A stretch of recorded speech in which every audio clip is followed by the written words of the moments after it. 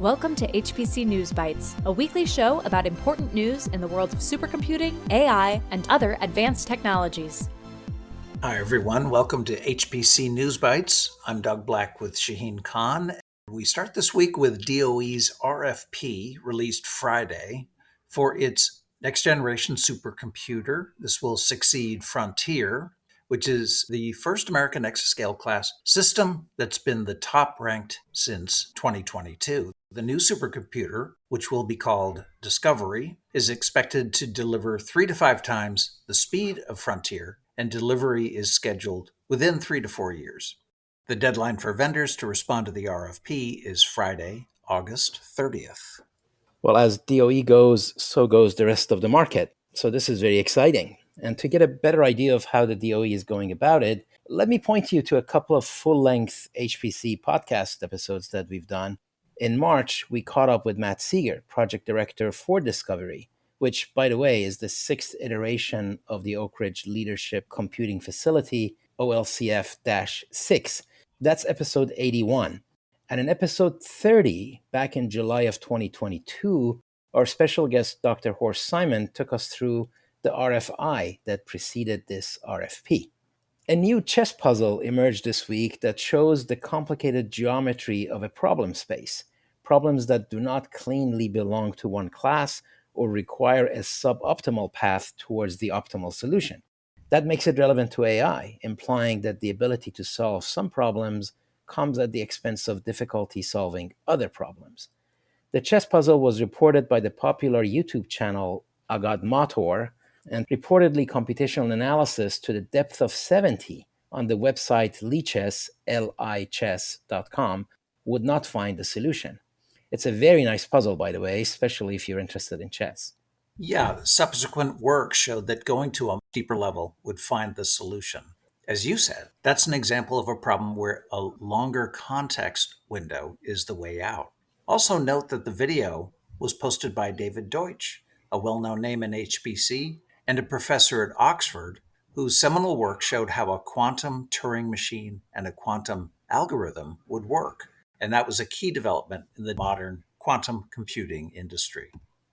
Bloom Energy, which is a solid oxide fuel cell energy company, and CoreWeave, the GPU cloud company, have formed a partnership to deploy Bloom's fuel cells for CoreWeave at a data center in Illinois next year. Now, Shaheen, I'll admit I'm unfamiliar with solid oxide fuel cell energy, referred to in the trade as SOFCs. It is considered one of the most efficient technologies for generating power from hydrogen, natural gas, and other fuels. The cells operate at 800 degrees Celsius and reduce carbon emissions by 2/3 compared with coal power plants. Well, no energy, no data center. And this is further evidence that securing energy is a prerequisite in building a data center, along with enough network connectivity and the right location for staffing and governance, etc. So the typical questions are about commercial viability, scale, transmission and location, reliability, roadmap, cost, availability, can you even get it, etc. Not unlike buying a new AI system. If you are in the business of owning data centers, you'll likely end up with a mix of energy types, and you'll get the energy wherever you can find it. Taking a very long-term view of things has been a topic for, well, a very long time. I am reminded of the 10,000-year clock project that Danny Hillis, co-founder of Thinking Machines back in 1983, was driving, and data formats for super long-term storage like RDF or super large data like HDF. Well, Cerabyte, a German company, is introducing technology that etches data on a ceramic-coated glass tablet by rapid-fire laser beams, creating dents that are 50 to 100 atoms thick. It's a clever solution for large enough bodies of data, but you'd still need to store and preserve the tablets and have the means to read them so many years later. For small data, like recovery phrases for cryptographic keys to your digital wallet, they make small fireproof metal devices, for example.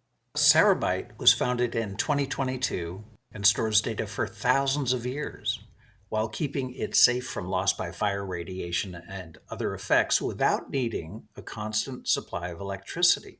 Current storage methods retain data for around 100 years and need to be updated every 10 years or less. So I would say, along with solid oxide fuel cells, we should keep our eye on ceramic on glass data storage. Okay, that's it for this week's episode. Thanks so much for being with us. HPC News Bytes is a production of Orion X in association with Inside HPC. Shaheen Khan and Doug Black host the show. Every episode is featured on InsideHPC.com and posted on OrionX.net. Thank you for listening.